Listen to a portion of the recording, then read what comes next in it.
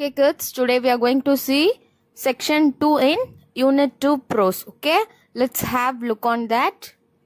Okay kids, today we are going to see section 2 in unit 2 prose. Okay, let's have look on that. Grandfather was not content with growing trees in our compound. During the rains, he would walk into the jungle beyond the riverbed armed with cuttings and saplings, which he would plant in the forest. See, initially Grandpa was not have an idea to grow trees in his compound. During the rainy time, he walked in the jungle beyond that riverbed. That incident was made him to plant the saplings. Yes. But no one ever comes here. I had protested the first time we did this. Who's going to see them? See, we are not planting them simply to improve the view, replied Grandfather. We are planting them for the forest and for the animals and birds who live here and need more food and shelter. See, firstly the author was not agreed to do this because he was thought that nobody is going to come here then. Who is going to see that and all? Like that the author was thinking inside. For that Grandfather would have replied that we are not planting them simply to improve the view. Yes, mainly we are planting them to get food and shelter for more plants and animals. This is the main purpose for we are doing this work. Like that Grandpa replied to that author. Of course, men need trees too, he added, to keep the desert away, to attract rain, to prevent the banks of the rivers from being washed away, for fruits and flowers, leaf and seed. Yes, for him timber too. But men are cutting down trees without replacing them, and if we don't plant a few trees ourselves, a time will come when the world will be one great desert. See, and also Grandpa stated that human beings also need trees to keep the desert away from us, yes, and to get rain especially, and also to prevent riverbeds and to protect fruit, flowers and seeds, even timber, which means a large piece of wood. Yes, humans are accidentally cutting down the trees for their own uses, and they never replanted it. This is what the main reason this will definitely lead to our world will be one great desert one day. Like that the author and Grandpa discussed each other. The thought of a world without trees became a sort of nightmare to me, and I helped Grandfather in his tree planting with greater enthusiasm. And while we went about our work, he taught me a poem by George Morris. See, I had one terrifying dream that the world without trees become most dangerous, yes.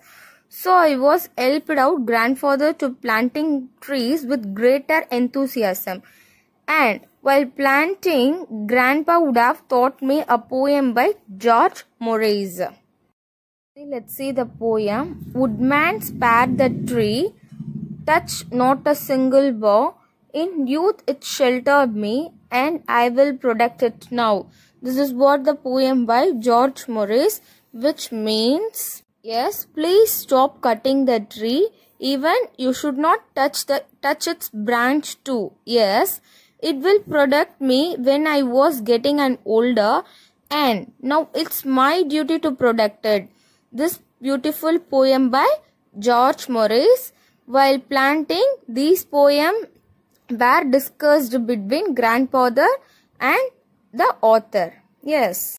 One day the trees will move again, said Grandfather. They have been standing still for thousands of years, but there was a time when they could walk about like people.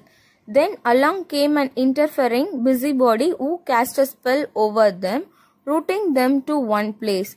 But they are always trying to move. See how they reach out with their arms. And some of them, like the banyan tree with its traveling aerial roots, manage to get quite far.